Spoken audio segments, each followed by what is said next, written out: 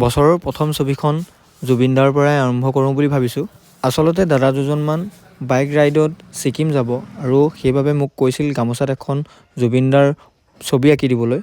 মই আগতে গামোচাত বনোৱা ছবিখনৰ নিচিনা একে লাগে বুলি ক'লে, সেইবাবে মই তাত কোনো সাল সলনি নকৰিলোঁ। 2025 বৰ্ষত আমাৰ ভিডিঅ'সমূহত আপোনালোকে ইমান মৰম আৰু আদৰ দেখুওৱাৰ বাবে আমি ভিডিঅ'সমূহ বনাবলৈ উৎসাহিত হ'লোঁ।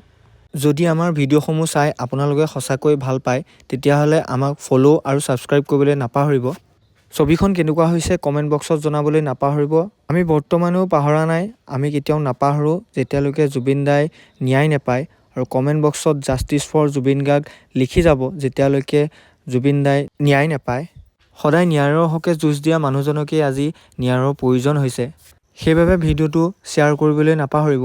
অতি সোনকালেই জুবিন দাই ন্যায় পাব বুলি আমি আশাবাদী। আশা পূৰণ নোহোৱালৈকে আমি এনেকৈয়ে যুঁজ দি যাম।